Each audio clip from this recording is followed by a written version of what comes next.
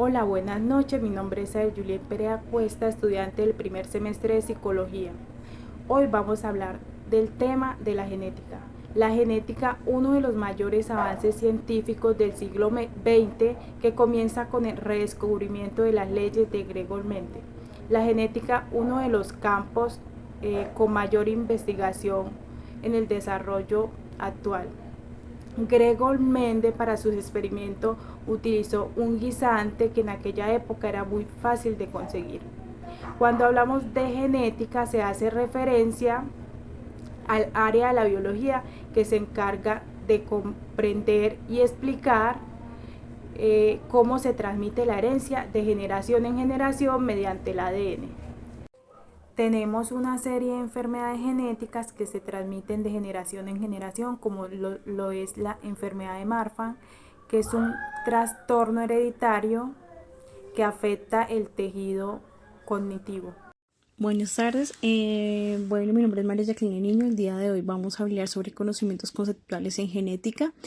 Primero que todo, pues la genética es la rama de la biología que se encarga de estudiar la transmisión de los caracteres hereditarios o de la herencia o de aquellas características que pasan de una generación a otra.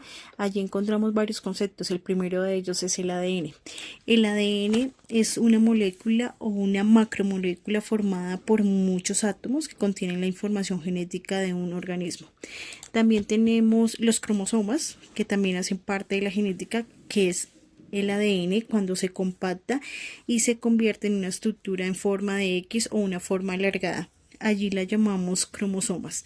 Tenemos la herencia genética, que es el conjunto de transmisión de caracteres de un individuo o su descendencia. Es una característica morfológica o fisiológica, es decir, el color de los ojos, el color del cabello, las orejas grandes, entre otras. Tenemos también el gen, que es un fragmento del ADN que determina el carácter hereditario, y podemos encontrar varios términos que comprenden la genética. Tenemos el carácter hereditario, que hace parte de lo que está conformado el ser humano y de cómo está compuesto o cuál es la información que el ser humano trae. Entonces, pues básicamente estos son conceptos básicos de la genética. Hola, mi nombre es Catalina Lozano, soy estudiante de Psicología Virtual de primer semestre.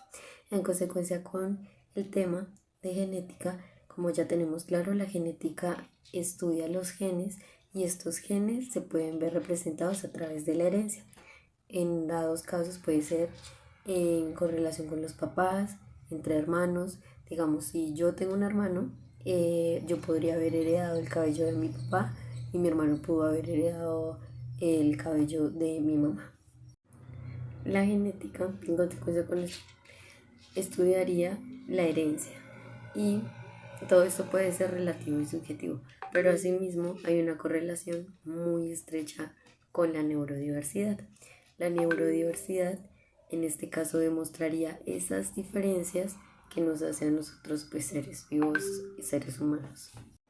Entre todo esto, la neurodiversidad reconoce a los seres humanos fenotípicos y genotípicos de formas diferentes en la forma en la que nos relacionamos, aprendemos, conocemos e interpretamos todo lo que está a nuestro alrededor.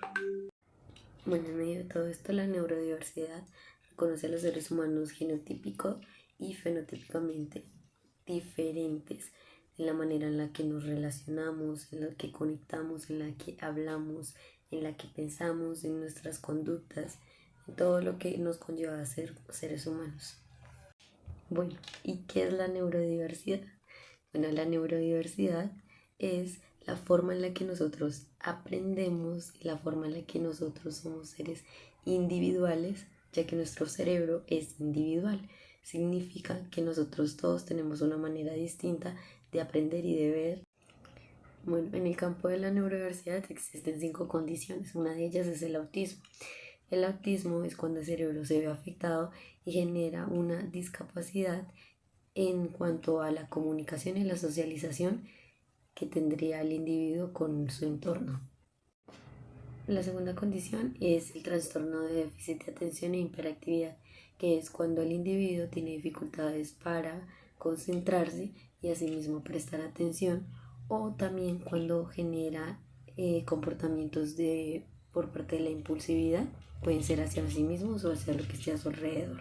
La tercera condición sería la dislexia, que es la dificultad de la lectura.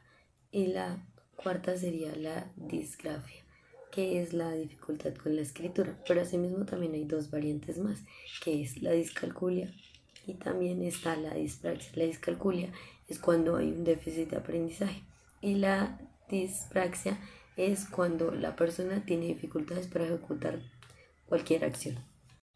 Y por último tenemos la última condición, que es el síndrome de Tourette. El síndrome de Tourette se puede ver representado por comportamientos o movimientos o tics o palabras antisonantes.